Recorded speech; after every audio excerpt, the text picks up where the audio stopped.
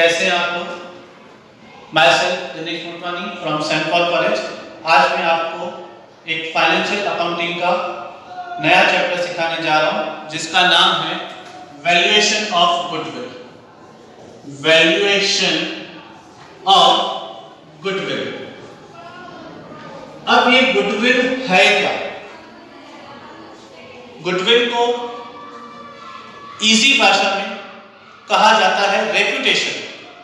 किसकी रेपुटेशन? समझो आज मैं मार्केट में जाता हूं, दुकानदार को कहता हूं मुझे 5 रुपए की उधार दो। बोलेगा चल शाने चल, चलता। बट यहीं पर ही मैं अगर अपने बिजनेस की बात करने के लिए जाता हूं, कहता हूं भाई मुझे 1 लाख रुपए का माल क्रेडिट पे चाहिए, तो वो मुझे कहेगा आओ बैठो। वो क्या है? मेरी एक रेपुटेशन है, मुझे उस तरीके से वो बुलाएंगे। बट हम जो गुडविल की बात कर रहे हैं वो सिर्फ बिजनेस के पॉइंट ऑफ व्यू से। But as per accounting standard और टैक्स के हिसाब से हम कभी भी अपनी गुडविल बुक्स में नहीं दिखा सकते हैं जब तक हमने अपना बिजनेस सेल ना किया हो, या अगर बिजनेस में पार्टनरशिप में बिजनेस है तो जब तक कोई पार्टनर एडमिट नहीं होता या पार्टनर कोई रिटायर नहीं होता, कोई डेथ नहीं होती पार्टनर की, तब तक हम बुक्स में गुडविल नहीं दिखा सकते। बट गुडविल जो कैलकुलेट करना है उसके डिफरेंट मेथड्स हैं। तो आज हम सबसे पहले देखेंगे इनके मेथड्स ऑफ गुडविल क्या है।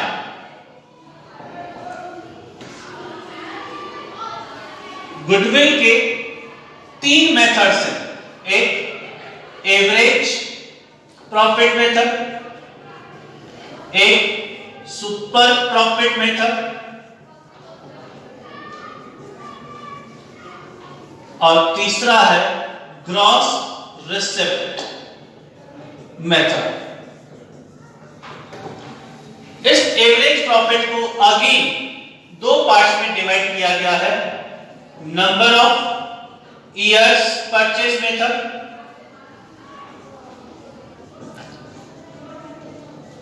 Capitalisation method,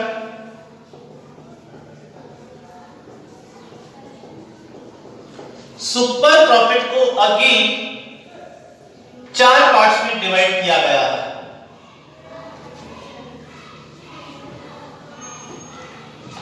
number of year purchase method,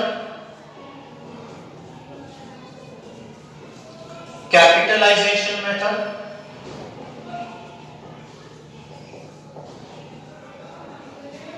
annuity method और स्लाइडिंग स्केल मेथड। ये तो मेथड्स हैं, बट हमको सबसे पहले ये देखना होगा कि ये एवरेज प्रॉफिट मेथड क्या है।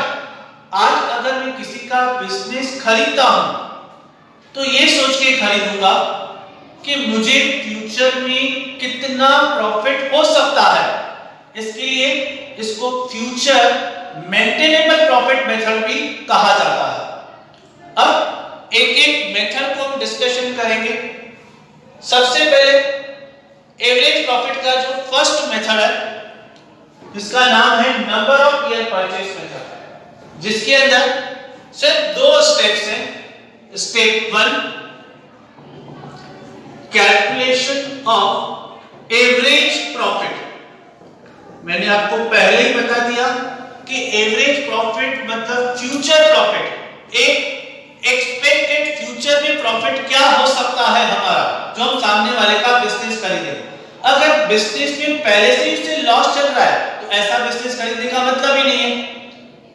बिजनेस हम तभी खरीदेंगे जब फ्यूचर में कोई प्रॉफिट दिखाई देगा हमको कि हमें फ्यूचर में प्रॉफिट होने वाला है। इसके लिए हम उसने पास्ट में जो प्रॉफिट अर्न किया है उसके हिसाब से हम अपना फ्यूचर का प्रॉफिट देखेंगे। तो जिसमें पहला स्टेप है हमारा कैलकुलेशन ऑफ एवरेज प्रॉफिट। इसकी फार्मूला है average profit equals to total profit divided by number of years.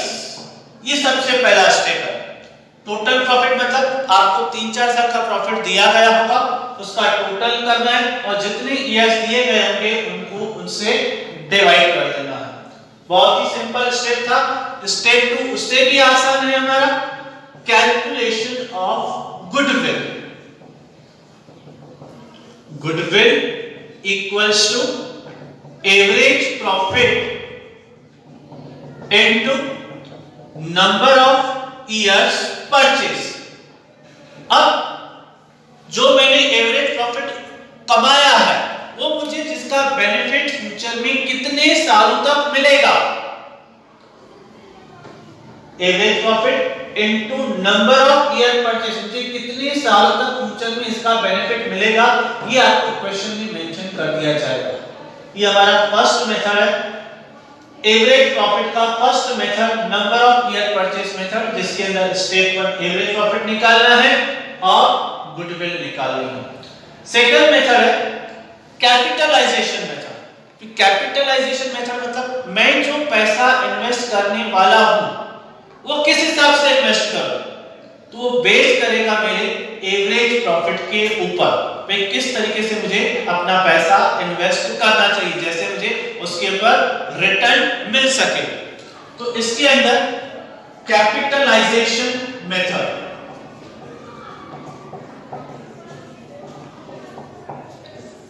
इसमें भी स्टेप 1 हमारा सेम रहेगा, कैलकुलेशन ऑफ एवरेज प्रॉफिट।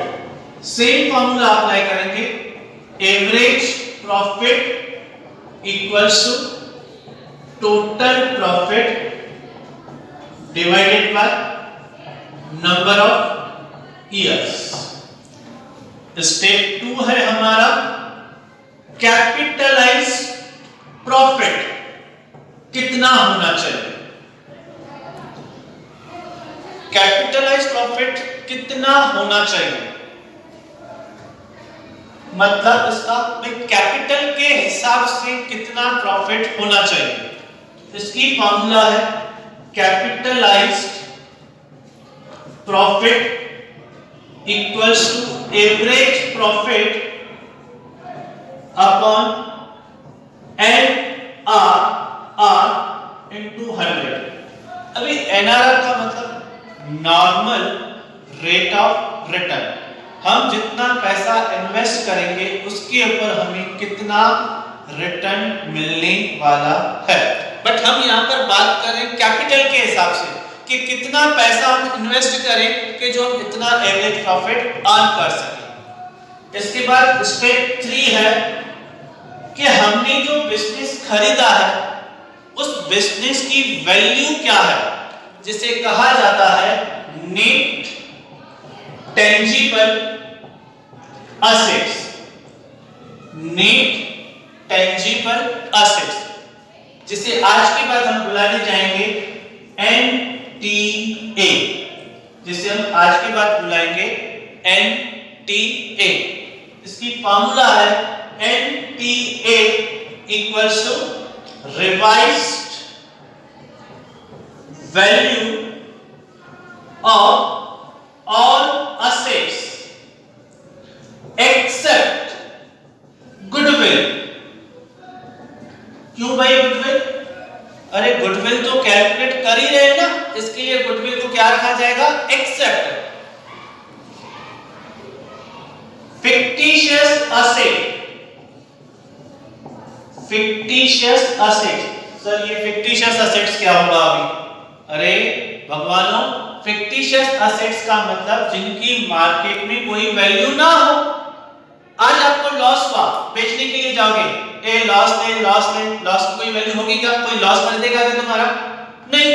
उसी तरीके से कंपनी जब शेयर्स इशू करती है डिस्काउंट पे, तो उस डिस्काउंट की कोई वैल्यू होती है क्या मार्केट में? तो वो चीजें हमें कंसीडर नहीं करनी है। और साथ में नॉन ट्रेड इन्वेस्टमेंट, सर अभी ये क्या लिख दिया आपने नॉन ट्रेड इन्वेस्टमेंट? अरे भगवानों, नॉन ट्रेड इन्वेस्टमेंट का मतलब जो बिजनेस के साथ कनेक्टेड इन्वेस्टमेंट ना हो, क्योंकि ट्रेड का मतलब क्या होता है? जो बिजनेस के साथ कनेक्टेड चीजें होती है। मैंने यहाँ पे लिखा है वो इन्वेस्टमेंट जो नॉन ट्रेड है, जो बिजनेस की नहीं है, जो विद इन ईयर हम डिस्पोज कर देते हैं। इसके लिए हमें नॉन ट्रेड इन्वेस्टमेंट भी नहीं लेनी है। Less revised value of all outside liability including debentures। मतलब मेरे कहने का लायबिलिटी सब लेनी है, शेयर कैपिटल और रिजर्व्स को छोड़ के जितनी भी आउटसाइड लायबिलिटी होगी वो सब हमें कंसीडर करनी है। यहां से हमें मिलेगा क्या? NTA, मतलब हमने जो बिजनेस खरीदा है उस बिजनेस की असेट्स एंड लायबिलिटीज की वैल्यू क्या है। और लास्ट स्टेप है हमारा इसमें, step 4, calculation of goodwill. Goodwill equals to capitalised profit minus NTA।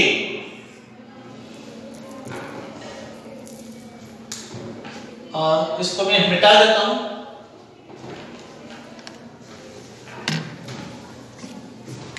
नीचे लिखता हूं जरा।